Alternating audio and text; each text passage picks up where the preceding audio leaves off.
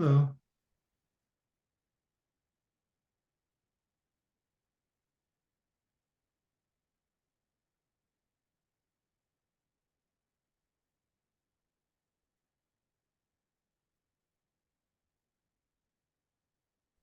Hello. Hi, Amy. Hi, Steve. Hello. Okay, so we are at time, so I'll begin. I'm sure I have people joining as we go. So welcome everyone. This is Monday. It is the 14th of August. This is our EMEA Americas scheduled delivery weekly. So we've got in fact, we've got quite a lot of people off today. And through this week, we have a few extra people off today who are returning in the next day or two. So we've got one async announcement. So everyone please note on that one.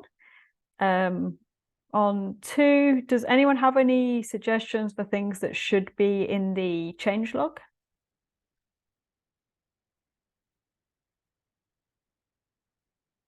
No? Okay, great. And on two, please also do keep thinking about how we can make this more more of a nudge process versus kind of randomly trying to keep track of this and remember this. So if anyone has any good ideas for like how can we make, if this is useful, how do we make this more of a sort of integral part of our process, that would also be useful. So on to three on the discussion. So 2 weeks ago, Michele and I were intending to chat to you all about Q3 OKRs. We didn't get time in that call because that was the call where we did the end of quarter demos that took up all of the meeting time. So then we had intended to do this last week. But for those of you in the call, we shifted direction a bit last week, and we now have finally, we have our updated Q3 OKRs. So I wanted to just quickly walk through and show what we have for these. And if anyone has any questions, please just dive in and shout as I'm walking through. So we have two OKRs for this quarter for delivery group. The first one that I'm going to talk through is the adapting release process to adjust the customer current needs. So we have two parts to this one. There is the tooling and process we need to change delivery owned things in preparation for the monthly release date changing. So from 16.6, we will not be releasing on the 22nd. We will then be releasing on the third Thursday of every month. So big improvement for us because it means all releases will land in regular work hours, which is great. But it does mean that we have to make some changes to the release tools because there are quite a few points where we kind of assume stuff will have happened on the 22nd. So we've got some work to do there. Hopefully, though, that is not, a mass of work. Myra has got the epic scoped out. She's the DRI for this. There's maybe 4 or 5 issues to go through for that work. So the bigger part of this project is actually doubling the frequency of scheduled security releases. So we have 2 really big motivations for security releases to become more frequent. One of those is a company kind of requirement. So in order that we are able to meet FedRAMP requirements, and in order that we don't have to sort of do so many critical security releases or really respond to things really urgently, we want to have our process be able to support this. So what we sometimes find is we find a security vulnerability, it gets mitigated, but we can't live with the mitigation for 3 or 4 weeks. So if we were able to do more regular scheduled security releases, they would just get combined. It would save us some extra work. It would save our customers some extra work. We could build a process around this. But one of the other really big benefits for us working towards increasing the frequency of scheduled security releases is we get to continue to do the work of improving the security releases. So Steve led a hugely successful project on the last quarter to start moving steps of the security release process onto a pipeline so we can kind of automate the manual tasks. We have a couple more things along those lines that will hopefully get security releases down to be under 24 hours each time. and means that we can just combine patch and security releases and save ourselves a whole bunch of work, hopefully. So 2 kind of epics sitting within this one objective. Does anyone have any questions about this OKR?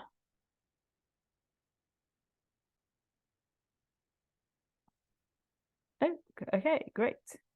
So then the second OKR is our new one that Michele updated last week.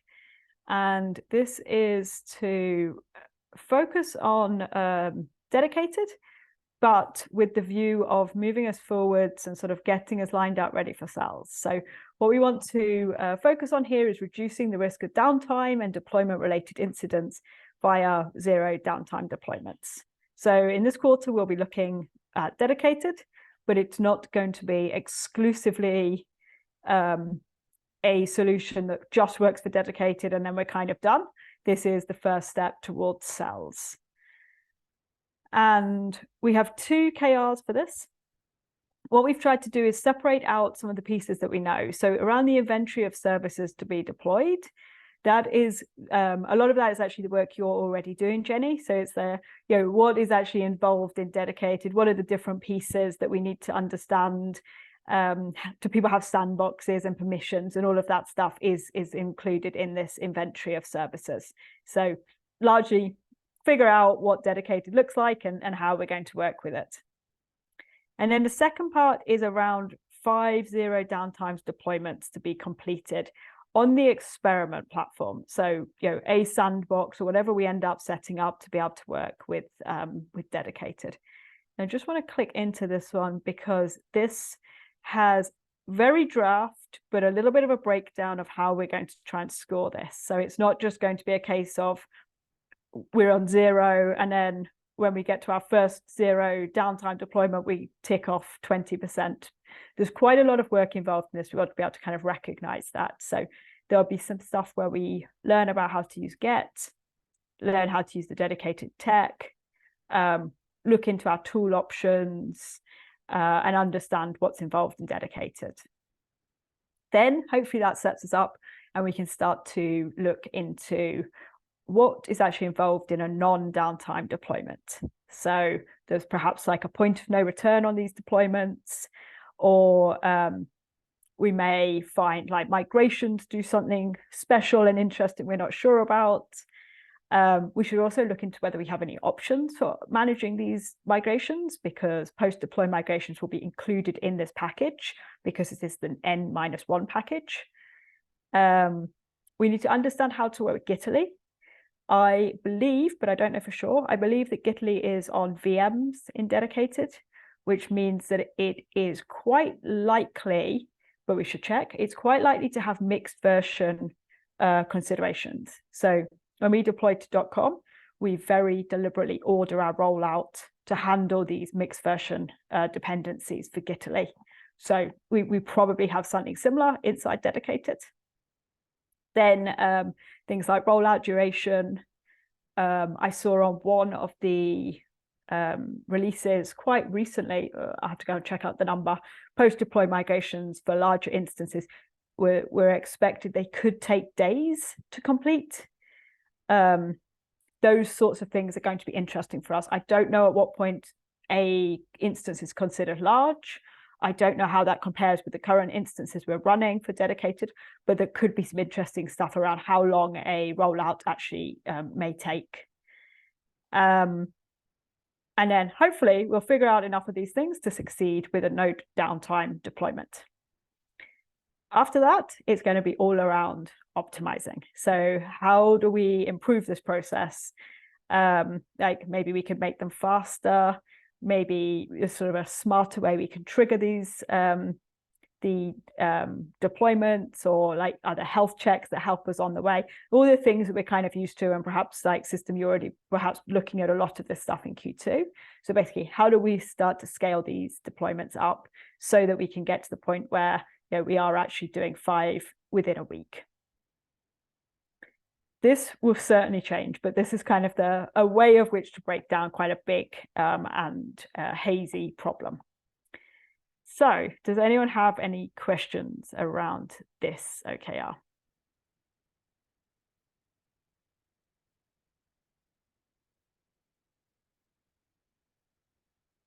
Nope. Okay, excellent. So what I would suggest is, so those are the sort of high level OKRs.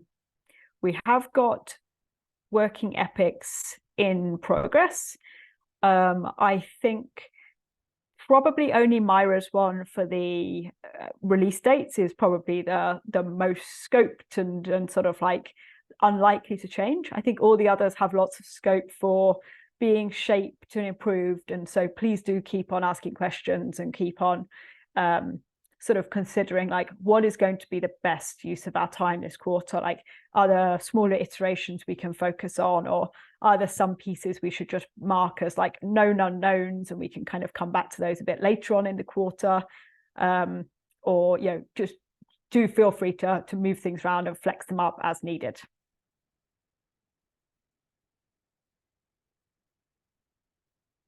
Awesome. Any comments or questions?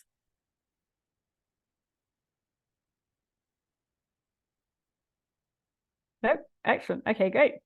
I am working on getting dedicated permissions for those of you on that project. I hope it'll be today, but it may not be today that the request goes in, but it is in progress. So hopefully we'll have that solved as soon as we possibly can.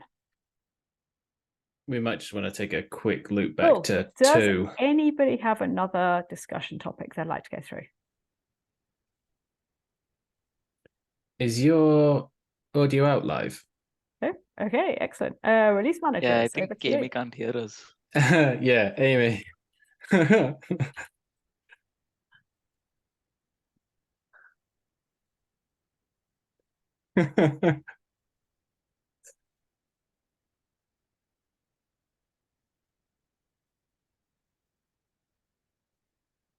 How about now? Can you No? hear us now? We all just sit there in silence whilst I talked for 15 minutes. Did any of you hear that? Yeah, we can heard hear you, but I don't but I think it think was you coming out can't your hear end. us. Got it. Okay. So is there any bit that will be useful? Does anyone have any questions about OKRs? Let me summarize that. No? Okay, great. Release managers, do you want to take over? Yeah, let's loop back to number 2. And Ruben, did you want to verbalize that? Yeah, sure. I was wondering if we should make it standard practice to execute the post-deployment migrations at the start of the EMEA release manager shift. As long as we don't have an APAC release manager, the start of the EMEA shift means that whatever package has been on production has been there for like 8 hours. So that seems the safest time to run the post-deployment migrations. And this is something we've been doing these past few weeks, and it seems to be working well. So makes sense to continue after we finish our shift as well. Okay, I'll add a suggestion to. I don't know if this can be added to the change log because nothing really changed, but I'll add it to the handover notes. Great, that'd be good. Would you mind, Ruben, also asking, I think Myra owns the Slack notification that triggers each, like whatever time each day to prompt the running the PDM. Would you mind just checking with Myra as well? If that is the case, she should be able to update this. Sure. I'll check with Myra. Okay, I think so. And I think even if we have a APAC release manager, the benefits of running it right at the start of EMEA day is traffic is so much lower that the migrations probably run a lot faster. So you probably don't hit quite as many lock issues or things like that. So it's probably quite a good time normally. So if we do have an APAC release manager, then I would recommend running it in the middle of the APAC shift, because that's when the traffic is the lowest. At the start of EMEA, the traffic is still low, but it's starting to go up. That is true. Yeah. The only difficulty I think is I I don't actually know if this is still true. I think Graham is slightly limited by, I don't know if ops still has downtime actually, maybe it doesn't. He used to have the ops upgrade sort of middle of his day, which meant he couldn't do it beforehand.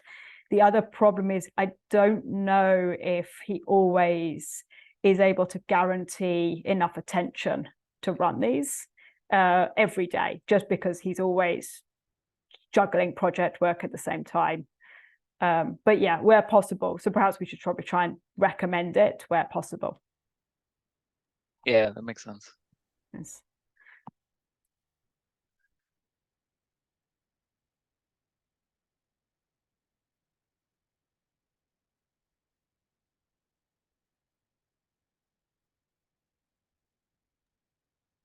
Yeah. I can jump into release management if there's nothing else with that one. Sounds good. Share my screen here.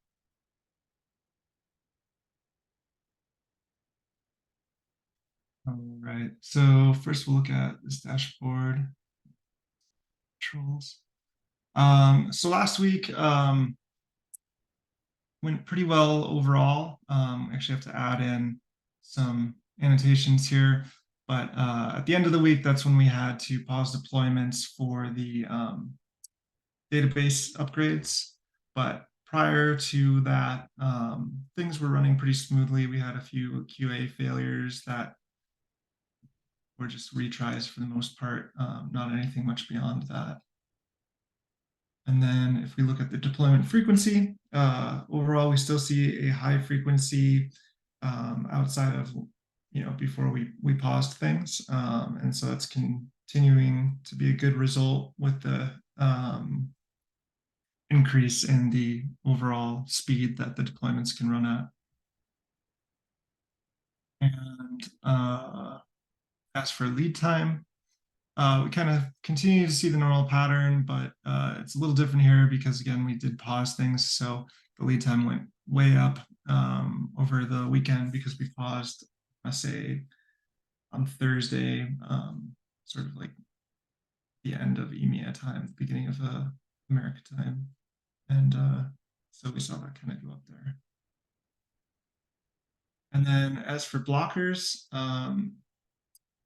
we had the disruption due to the database upgrade. And then we had a few other minor disruptions. We can go into the actual summary here. As I mentioned, there were a few QA failures. There was the only thing that really actually took up a lot of time outside of the upgrade was on Friday. And this overlapped with the upgrade, so it didn't block anything because we were already blocked essentially. But it was an interesting failure where CNG builds were failing, and it was due to a dependency, well, I guess kind of a dependency change on the GitLab project. There was an introduction of an alternative for Webpack, and although it was supposed to be behind a feature flag and everything, there was some configuration problems that caused the builds to fail. So we were able to work through that. But one of the questions that's kind of come up after the fact is, with something like this, where we're introducing a new tool that needs to be spread across, all of this infrastructure, how do we properly test for it so that we don't run into a situation like this after it's been merged? But outside of that, the week was pretty light overall. Yeah, that's it from those charts. Does anyone have any questions about release management stuff? The only question I have is, do we know how long an end-to-end deployment currently takes? I know we used to say it took around, say, like 6 or 7 hours. With the new changes, does anyone have any idea of what that actual end-to-end time is? Like 5 to 6 now. Like the fastest possible, I think, is 5. Nice. From branch creation to production. Nice, great. We have pipeline metrics now, so I'll see if I can get an average for the last few days. Yeah, that would be super helpful. Thanks. Great. Can I is- also? Yeah, go ahead. I just wanted to also show the deployment metrics dashboard. So due to the CR and us having to stop deployments, the mean time to production has risen quite a bit. If you see last week, say up to 11th, it was like 12 hours or something. Yeah. So considering weekends, it was about 12 hours, and ignoring weekends about 11 hours. But now it's gone like to 20 hours and above 12 hours.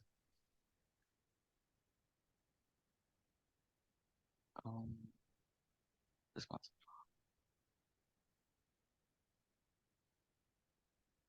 $20 and $13. Another metric that I wanted to show y'all is the mean for mean time to production. So, sorry, not mean. What is this called? The 50 percentile. Median. So median, right? So what we see here is the average or mean, and this is the median. So the median even now shows 9.75 hours. And I think this is without ignoring weekends. Yeah, this is without ignoring weekends. P80, so 80% of MRs in this month have been deployed within 16.8 hours of being merged. 95% have been deployed within 3.5 days and 99% within 3.8 days. So this gives us a slightly better idea of how many MRs were within the 12 hours and how many were outside it. We can also look at percentages if that would help. But I think this gives us a slightly better idea than just the average.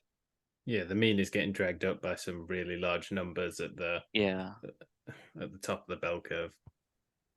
Right.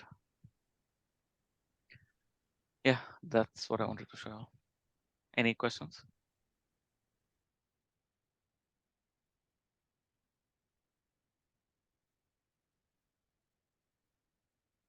Great. Are there any other things people want to mention?